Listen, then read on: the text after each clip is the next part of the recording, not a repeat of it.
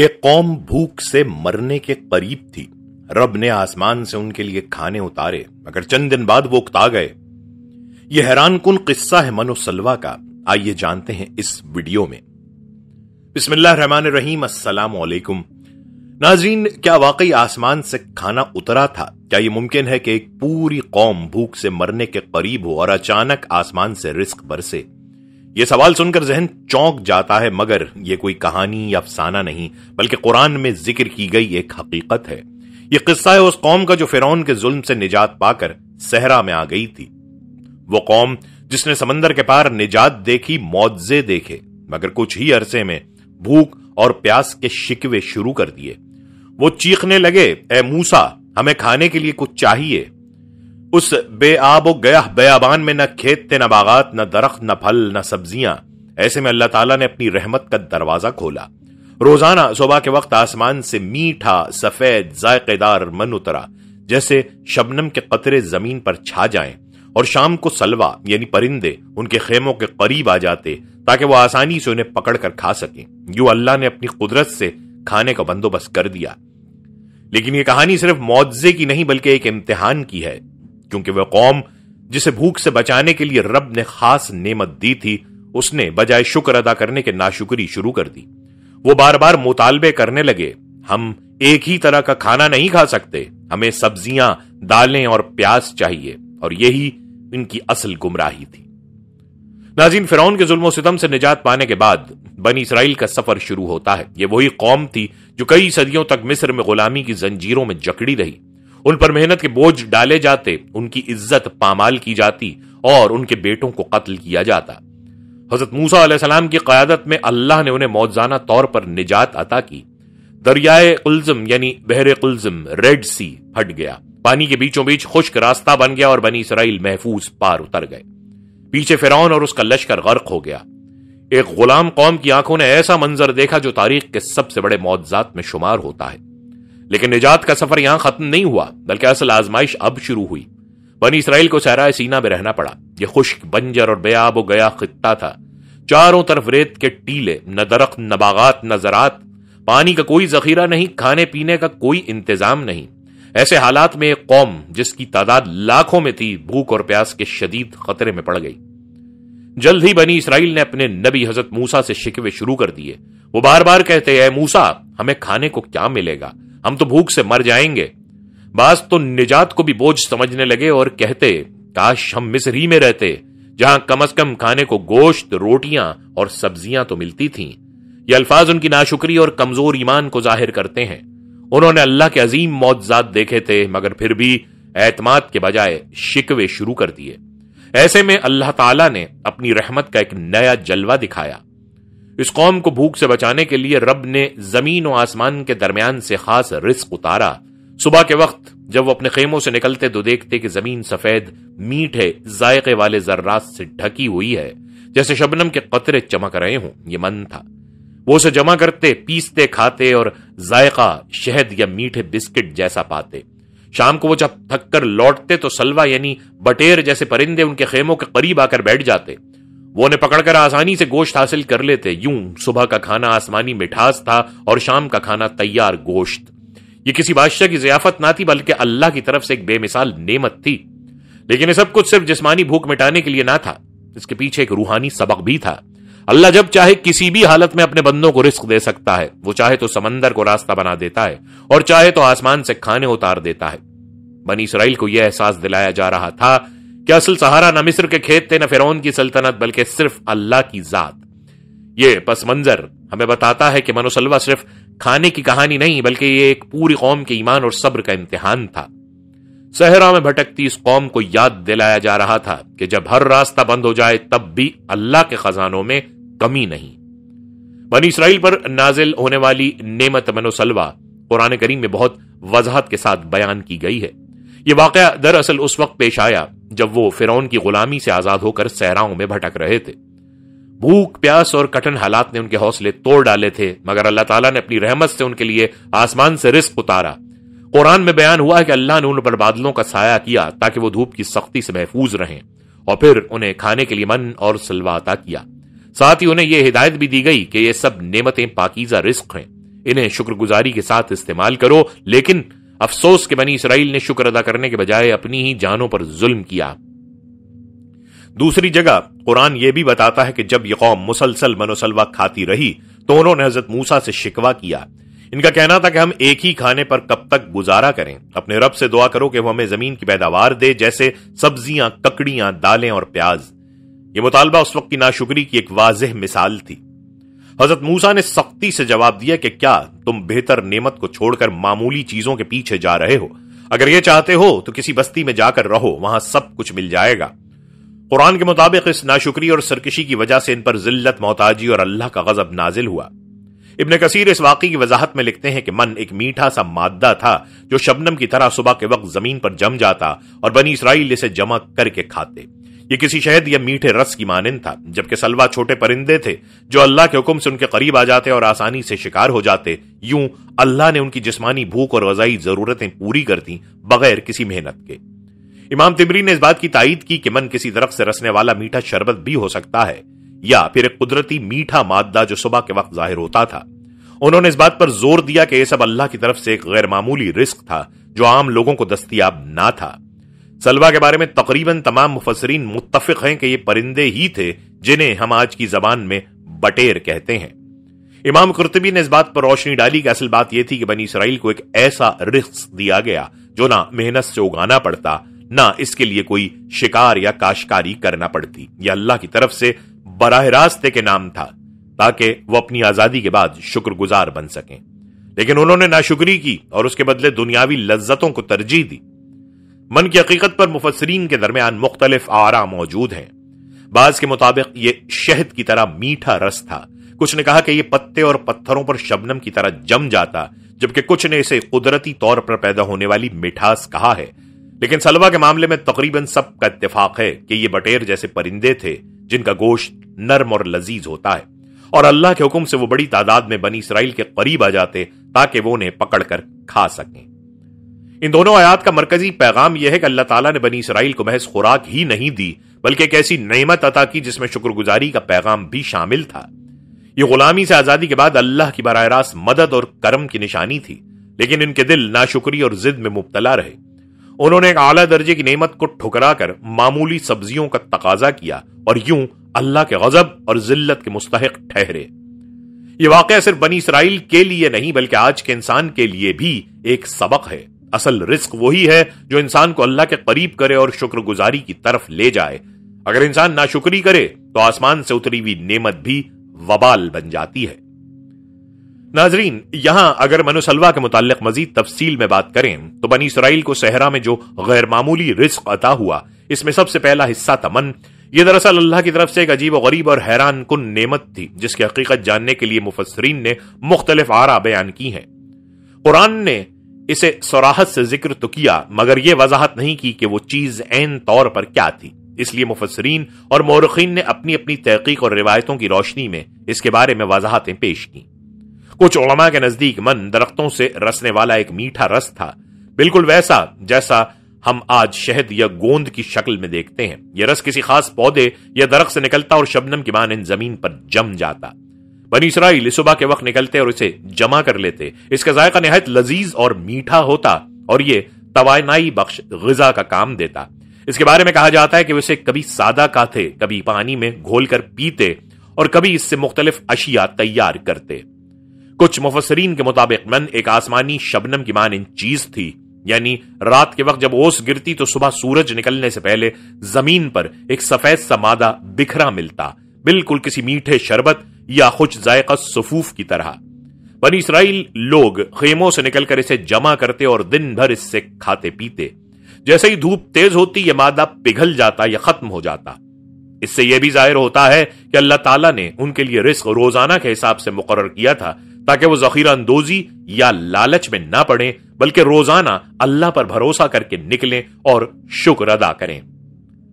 کچھ روایات میں یہ بھی ملتا ہے کہ من شہد کے قطروں کی طرح میٹھا اور گوندیلا ہوتا۔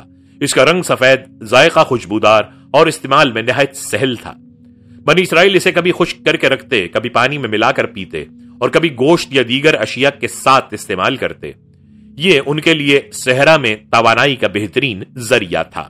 اہم بات یہ ہے کہ من کی حقیقت جو بھی ہو وہ ایک ایسی شے تھی جو بنی اسرائیل کے ہاتھ میں کسی محنت کے بغیر آ جاتی تھی۔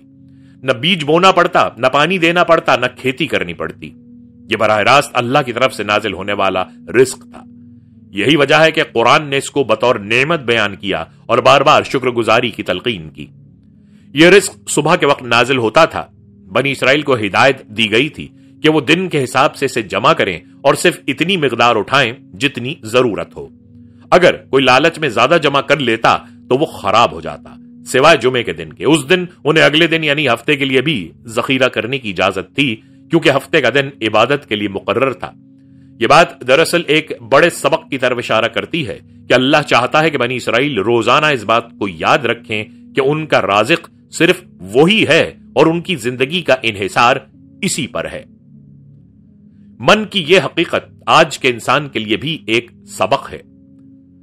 بس اوقات ہم سمجھتے ہیں کہ رزق صرف محنت اور وسائل سے ملتا ہے، مگر یہ واقعہ بتاتا ہے کہ اللہ تعالیٰ اپنے بندوں کو ایسے راستوں سے بھی رزق عطا کر سکتا ہے جن کا وہ تصور بھی نہیں کر سکتے۔ صحراؤں میں جہاں کوئی زراعت یا فصل ممکن نہ تھی، اللہ نے ایک آسمانی رزق عطا کیا۔ یہ بندے کو یقین دلاتا ہے کہ روزی کا اصل مالک اللہ ہے، اور وہ چاہے تو سب سے مشکل جگہ کو بھی رحمت کا گہوارہ بنا سکتا ہے۔ بنی اسرائیل کے لیے یہ ایک معجزہ بھی تھا اور ایک امتحان بھی۔ معجزہ اس لیے کہ وہ روزانہ اللہ کی قدرت اپنی آنکھوں سے دیکھتے تھے۔ امتحان اس لیے کہ کیا وہ شکر گزار بندے ہیں یا ناشکری کرتے ہیں۔ افسوس کہ ان کی اکثریت نے ناشکری کی اور معمولی چیزوں کو ترجیح دی۔ یوں من کی حقیقت صرف ایک کھانے یا رزق کی وضاحت نہیں، بلکہ یہ اللہ کی قدرت، رحمت اور امتحان کا ایک ایسا حسین امتزاج ہے۔ آج بھی یہ ہمیں یاد دلاتی ہے کہ رزق کے دروازے اللہ کے حکم سے کھلتے ہیں، اور شکر ہی وہ کنجی ہے جو نعمت کو قائم رکھتی ہے۔ اسی طرح اس کا دوسرا حصہ تھا سلوہ۔ یہ لفظ قرآن میں من کے ساتھ بار بار آتا ہے اور اس پر مفسرین نے خاص طور پر گفتگو کی ہے۔ اکثر علماء اور مفسرین کے مطابق سلوہ سے مراد ایک پرندہ ہے جسے آج کے دور میں تیتر یا بٹیر کہا جاتا ہے۔ یہ پرندہ درمیانے قد کا، خوش ذائقہ گوشت رکھنے والا اور پکڑنے میں نہایت آسان ہوتا ہے۔ تفاسیر میں آتا ہے کہ اللہ تعالیٰ نے بنی اسرائیل کے لیے یہ پرندے بڑی کثرت سے بھیجے۔ دن کے وقت جب وہ صحرا کی دھوپ میں بھٹکتے اور بھوک کی شدت محسوس کرتے تو شام کے وقت یہ پرندے ان کے خیموں کے قریب آ جاتے۔ وہ زیادہ اونچا نہیں اڑتے تھے اور تھکاوٹ کی وجہ سے زمین کے قریب رہتے، اس لیے بنی اسرائیل کے لیے انہیں پکڑنا نہایت آسان ہو جاتا۔ انہیں نہ شکار کے ہتھیاروں کی ضرورت ہوتی اور نہ ہی بڑی محنت کی، بلکہ اللہ کی طرف سے یہ انتظام معجزانہ طور پر ہوا کرتا۔ بعض مفسرین بیان کرتے ہیں کہ یہ پرندے صحرا کے گرد و نواح میں عام تھے، مگر اللہ نے انہیں اپنی قدرت سے بنی اسرائیل کے راستے میں اس کثرت سے مہیا کیا کہ وہ روزانہ وہ تازہ گوشت حاصل کر سکیں۔ بنی اسرائیل ان پرندوں کو پکڑ کر بھونتے یا پکاتے اور گوشت سے اپنی بھوک مٹاتے۔ یہ انتظام اس قوم کے لیے ایک ایسی بڑی نعمت تھی جو انہوں نے کبھی نہ سوچی تھی۔ صحرا میں جہاں نہ کوئی جنگل تھا نہ شکار کے مواقع، وہاں تازہ گوشت کا ملنا صرف اور صرف اللہ کی قدرت کا کرشمہ تھا۔ یا ایک اور اہم نقطہ یہ ہے کہ سلوہ صرف جسمانی غذا نہیں تھی، بلکہ اس میں اللہ تعالیٰ کی حکمت بھی پوشیدہ تھی۔ بنی اسرائیل ایک لمبے اور تھکا دینے والے سفر میں تھے، انہیں توانائی بخش غذا کی ضرورت تھی تاکہ وہ مسلسل آگے بڑھ سکیں۔ اس مقصد کے لیے پرندے کا گوشت ایک مکمل غذا تھی جو پروٹین اور طاقت فراہم کرتا۔ گویا اللہ نے ان کے لیے ایسا رزق منتخب کیا جو اس مشکل سفر میں ان کی جسمانی ضروریات کو پورا کر سکے۔ مفسرین جیسے ابن کثیر، طبری اور قرطبی نے بیان کیا ہے کہ سلوہ کی شکل و صورت تیتر یا بٹیر سے ملتی ہے اور یہ پرندہ مشرق وسطیٰ کے ریگستانی علاقوں میں پایا جاتا ہے۔ اس کی خصوصیت یہ ہے کہ یہ پرندہ تھکاوٹ کی وجہ سے جھنڈ کی شکل میں نیچے اترتا ہے اور زیادہ دیر اڑ نہیں سکتا، اس لیے انسان اسے آسانی سے پکڑ لیتا ہے۔ یہ حقیقت اس بات سے میل کھاتی ہے کہ بنی اسرائیل کو پرندے پکڑنے میں خاص محنت نہیں کرنا پڑتی تھی۔ یہ انتظام روزانہ کی بنیاد پر ہوتا۔ صبح کے وقت آسمانی من نازل ہوتا اور شام کے وقت سلوہ آ جاتے۔ گویا اللہ تعالیٰ نے ان کے دن اور رات کی خوراک کا مکمل بندوبست کر رکھا تھا۔ یہ نعمت صرف ایک دن یا ایک ہفتے کے لیے نہیں تھی، بلکہ کئی برسوں تک جاری رہی۔ یہ ایک طرف اللہ کی بے پایاں رحمت تھی اور دوسری طرف ایک امتحان بھی، تاکہ دیکھا جا سکے کہ بنی اسرائیل شکر گزار بنتے ہیں یا ناشکری کرتے ہیں۔ سلوہ کے معجزے سے ایک اور سبق ملتا ہے کہ اللہ تعالیٰ اپنے بندوں کے لیے وہاں بھی وسائل پیدا کرتا ہے جہاں انسان کا وہم و گمان بھی نہیں جا سکتا۔ صحرائے سینا جیسے خشک اور ویران علاقے میں روزانہ گوشت کا بندوبست کوئی عام بات نہیں تھی. اس بات کا ثبوت تھا کہ جب اللہ چاہے تو رزق زمین کے سب سے خشک حصے میں بھی بھیج سکتا ہے. افسوسناک پہلو یہ تک بنی اسرائیل اس نعمت کو بھی زیادہ دیر تک قدر کی نگاہ سے نہ دیکھ سکے. انہوں نے ایک وقت کے بعد شکایتیں شروع کر دیں کہ ہم ایک ہی جیسا کھانا نہیں کھا سکتے، ہمیں زمین کی سبزیاں، دالیں اور پیاز چاہیے. یوں انہوں نے اللہ کے اس غیر معمولی انتظام کو بھی معمولی جانا اور ناشکری کا رویہ اختیار کیا. یوں سلوا کی حقیقت صرف ایک پرندے کی وضاحت نہیں بلکہ ایک بڑی نصیحت ہے. یہ ہمیں یاد دلاتی ہے کہ اللہ تعالیٰ بندوں کو وہاں بھی رزق دیتا ہے جہاں کوئی ذریعہ موجود نہ ہو، اور انسان کا اصل امتحان یہ ہے کہ وہ اس نعمت کو شکر گزاری کے ساتھ قبول کرے یا ناشکری اور مطالبوں میں لگ کر اسے کھو دے. اللہ تعالیٰ نے بنی اسرائیل پر بے شمار انعامات کیے. ان کو فرعون کی غلامی اور ظلم سے نجات دلائی، سمندر کو ان کے لیے چیر دیا، صحرائی سفر میں آسمان سے من اتارا اور شام کے وقت سلوا بھیج دیا. ایک ایسی قوم جو قید، بھوک، پیاس اور بے بسی کا شکار تھی، اچانک اللہ کی قدرت سے روزانہ تازہ اور لذیذ کھانے کی نعمت پانے لگی. یہ ایک معجزہ تھا، ایک کرم تھا، اور سب سے بڑھ کر ایک آزمائش تھی کہ آیا وہ شکر گزار بنتے ہیں یا ناشکری کر گزریں گے. لیکن افسوس کہ بنی اسرائیل کی عادتیں اور رویہ جلد ہی سامنے آ گیا.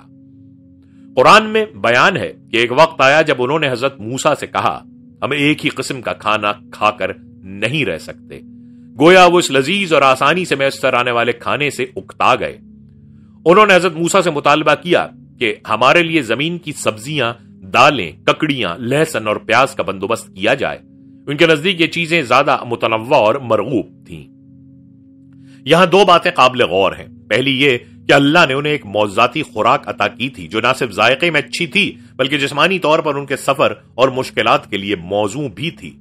دوسری بات یہ کہ انہیں روزانہ یہ کھانے بغیر محنت کے مل جاتے تھے. اس کے باوجود وہ کہتے ہیں کہ ہمیں دوسری قسم کا کھانا چاہیے. یہ رویہ دراصل ناشکری کی ایک واضح شکل تھی. حضرت موسیٰ نے ان کی بات سن کر ان سے کہا کیا تم بہتر چیز کو چھوڑ کر کمتر چیز لینا چاہتے ہو؟ یعنی تمہارے پاس اللہ کا خاص معجزہ موجود ہے جو دنیا کی کسی اور قوم کو نصیب نہیں ہوا، اور تمہیں وہی کھانے یاد آ رہے ہیں جو غلامی کے زمانے میں مصر میں کھاتے تھے. موسیٰ نے مزید کہا کہ اگر تمہیں سبزیاں اور دالیں چاہیے تو کسی شہر میں جا کر انہیں حاصل کرو. گویا یہ چیزیں عام دنیاوی رزق ہیں، جبکہ جو تمہیں مل رہا ہے وہ اللہ کی طرف سے براہ راست ایک معجزہ ہے. لیکن بنی اسرائیل کا مزاج یہی تھا کہ وہ بار بار شکایتیں کرتے، ناشکری کرتے اور نافرمانی پر اتر آتے. نتیجہ یہ ہوا کہ اللہ کی ناراضگی ان پر نازل ہوئی. قرآن بتاتا ہے کہ ان کی ناشکری کے باعث ان پر ذلت اور محتاجی مسلط کر دی گئی. وہ صحراؤں میں بھٹکتے رہے. اللہ کا غضب ان پر ٹوٹا اور وہ قوم جس پر ایک وقت میں اللہ کے انعامات کی بارش ہو رہی تھی، اس کی حالت ذلت اور محرومی میں بدل گئی. یہ رویہ ہمیں ایک بڑی حقیقت کی یاد دہانی کراتا ہے. نعمت ہمیشہ کھانے کی قسم یا ذائقے کے تنوع کا نام نہیں ہے. اصل نعمت یہ ہے کہ انسان کو رزق آسانی سے، بغیر مشقت کے، اللہ کے حکم سے ملے. لیکن انسان اکثر ناشکری کرتا ہے اور جو کچھ پاس ہوتا ہے اسے معمولی سمجھتا ہے. بنی اسرائیل بھی یہی بھول کر بیٹھے. انہیں من اور سلوا جیسی غیر معمولی غذا ملی، مگر انہوں نے اسے کمتر جانا اور وہ چیزیں مانگیں جو دنیاوی سطح پر عام اور سستی سمجھی جاتی تھیں. اس ناشکری کے نتیجے میں ان پر کئی طرح کے عذاب آئے. وہ 40 برس تک صحرائے طیہ میں بھٹکتے رہے. نہ وہ کسی شہر کو اپنا وطن بنا سکے، نہ ہی دنیاوی ترقی حاصل کر سکے. ان پر غلامی، محتاجی اور ذلت مسلط کر دی گئی. یہ سب اس بات کا نتیجہ تھا کہ انہوں نے اللہ کی نعمت کی قدر نہ کی. یہ قصہ ہمیں یہ سبق دیتا ہے کہ ناشکری انسان کو اللہ کی نعمتوں سے محروم کر دیتی ہے. جب انسان شکر گزار ہوتا ہے تو اللہ اس کی نعمتوں میں اضافہ کرتا ہے، جیسا کہ قرآن میں بھی وعدہ ہے، اگر تم شکر کرو گے تو میں تمہیں اور دوں گا، اور اگر ناشکری کرو گے تو میرا عذاب سخت ہے. لیکن اگر انسان بار بار نعمت کو ہلکا سمجھے اور ہمیشہ مزید مطالبے کرتا رہے تو ایک وقت آتا ہے کہ وہ موجودہ نعمت بھی اس کے ہاتھ سے نکل جاتی ہے. بنی اسرائیل کی ناشکری کا انجام یہ ہوا کہ ان پر نہ صرف دنیاوی عذاب آیا بلکہ روحانی ذلت بھی مسلط ہوئی. وہ دنیا کی کیسی قوم بن گئے جو ہمیشہ مسائل، تفرقے اور محرومیوں میں گرفتار رہی. یہ ایک ابدی سبق ہے کہ اللہ کی نعمتوں کو معمولی نہ سمجھا جائے، وہ کھانے کی صورت میں ہو یا صحت، امن، علم اور آزادی کی شکل میں.